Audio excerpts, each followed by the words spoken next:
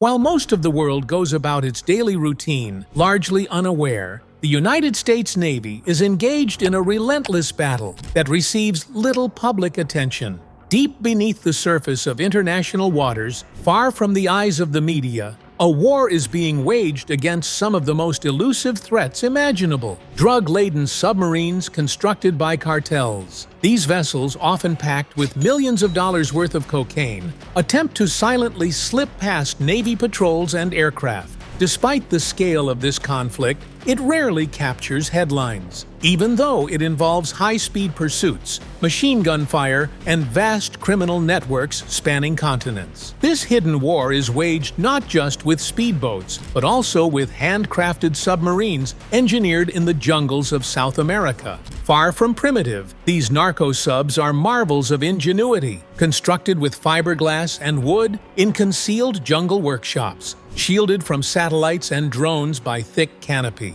What began in the 1980s with rudimentary towed tubes quickly evolved into autonomous, self-propelled vessels by the 1990s. Now, in the modern era, these submarines are often 80 feet long, capable of traveling up to 2,500 miles without refueling, and able to carry up to 10 tons of cocaine. Each mission promises cartels profits exceeding $150 million.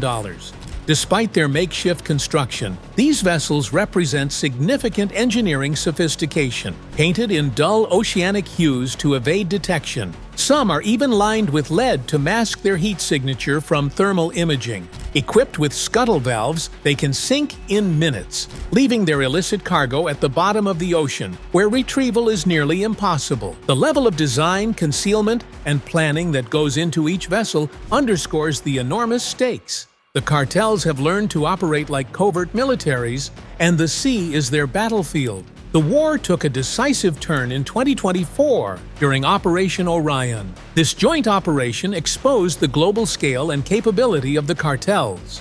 A narco-submarine was intercepted en route to Australia, having traveled more than 10,000 miles across the Pacific. This wasn't just a logistical feat, it was a strategic revelation. It proved that traffickers were opening long-distance routes far beyond the traditional South to North American corridors. Intelligence agencies and military units around the globe took notice, realizing that the cartel's submarine technology had advanced to a level demanding a multinational response. That response came in the form of massive international cooperation. The most prominent example was Operation Martillo, Spanish for hammer, launched in 2012. 14 nations, including the United States, United Kingdom, France, Spain, and several Central American countries banded together to form an unprecedented task force. This was not a symbolic gesture. Military vessels, aircraft, and elite personnel were deployed between South America and the U.S. to create a maritime blockade.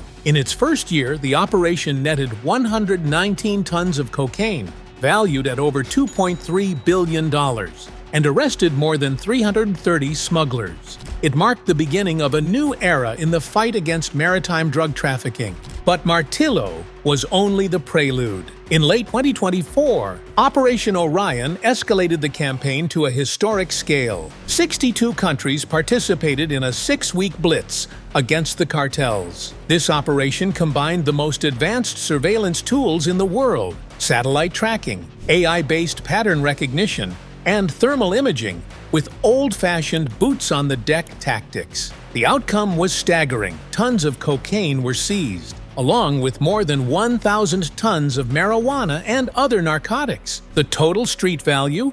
Over $8.5 billion.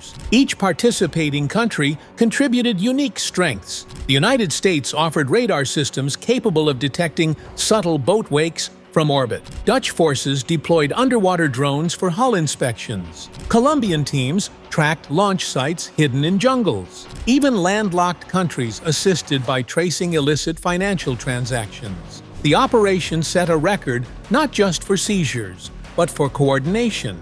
Shared real-time intelligence allowed ships, helicopters, and planes to intercept traffickers the moment they tried to adapt their routes. Raids happened across time zones in perfect synchrony. Still, for every sub or speedboat intercepted, experts estimate that 3 to 4 make it through. That's the scale of the problem. To counter this, U.S. forces rely on a unique blend of technology and tactics. On the surface, cartels use so-called go-fast boats, 30-foot crafts powered by 3 or 4 250-horsepower outboards. These vessels can reach speeds over 80 miles per hour. They are painted ocean blue and travel with minimal crews to maximize fuel and cargo. These aren't random designs, they're descendants of the boats used by Prohibition-era rum runners. Modern cartels have merely updated them with GPS, radar-evading materials, and massive fuel tanks. To intercept them, the U.S. Coast Guard created HITRON, the Helicopter Interdiction Tactical Squadron. Flying MH-65D Dolphin helicopters equipped with machine guns and sniper rifles, these teams swoop down on fleeing boats. After issuing commands through loudspeakers, snipers disable engines with precision .50 caliber rounds, stopping the vessels without endangering crew. Some traffickers now disguise their speedboats as fishing vessels or use hybrid low-profile vessels that combine the speed of go-fasts with the stealth of subs. These sit just inches above the waterline and are virtually invisible to radar. But nothing shook the cartel world more than the mission of the U.S. Coast Guard Cutter James in early 2025. This 4 and 18-foot ship embarked on a 112-day campaign that drug traffickers still speak of in fear. With a crew of 150 and the endurance to remain at sea for months, the Cutter James conducted what became one of the most successful interdiction missions in U.S. history. In less than 4 months, it seized over 48,000 pounds of narcotics, estimated at more than $510 million in street value. Day after day, the mission dealt blow after blow. On January 5th, a drone spotted a suspicious boat near Ecuador. Within hours, boarding teams captured 3 smugglers and over a ton of cocaine. The next day, 3 go-fast boats were intercepted in a coordinated aerial and maritime strike, yielding nearly 14,000 pounds of drugs. On January 7th, a stealthy low-profile vessel was stopped with over 8,000 pounds of cocaine on board. Even when smugglers jettisoned their cargo on January 18th, high-speed boats pursued them while crews retrieved nearly 6,000 pounds of floating cocaine. The Navy supported these efforts with vessels like the USS Minneapolis-St. Paul and USS St. Louis, conducting busts across the Caribbean. Together, these missions severely disrupted the operations of powerful cartels like Sinaloa and Jalisco New Generation. More importantly, they yielded invaluable intelligence, routes, contacts, and trafficking methods that are now used to plan future interdictions. Behind every successful mission is a brain trust. For U.S. anti-drug operations, that nerve center is located in an unassuming building in Key West, Florida. Known as JIATF South, or the Joint Interagency Task Force South, it is the most advanced command center in the war on drugs. Inside, experts from the FBI, Navy, Coast Guard, DEA, CIA, and foreign intelligence agencies sit side by side. They monitor massive screens showing every vessel, plane, and sub across the Caribbean and Pacific in real time.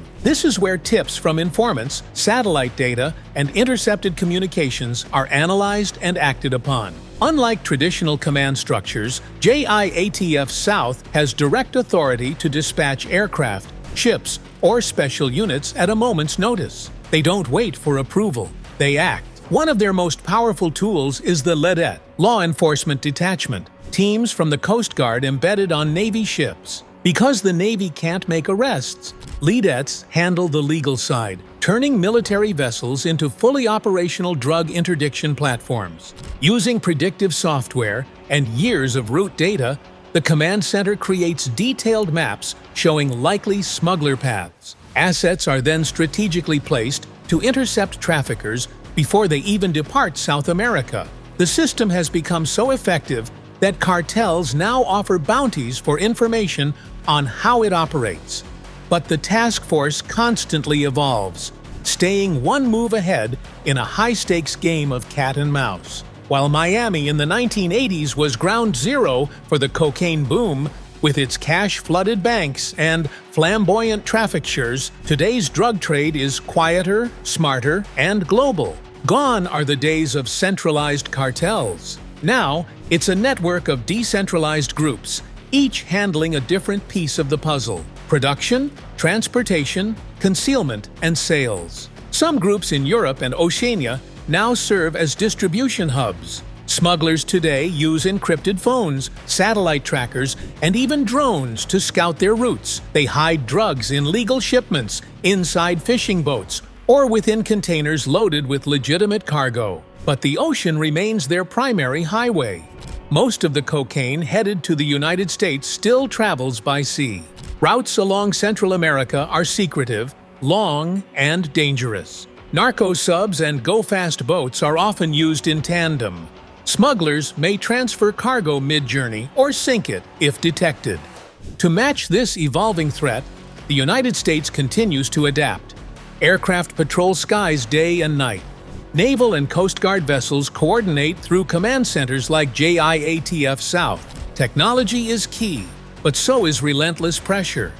Because in this global chess game, every move counts. The mission remains clear: disrupt supply, dismantle networks, and keep the seas hostile to traffickers who seek to profit from destruction. This is a war in the shadows, but one the U.S. and its allies are determined to win. Subscribe to Militaria for more cinematic military operations, because the battle on drugs is far from over.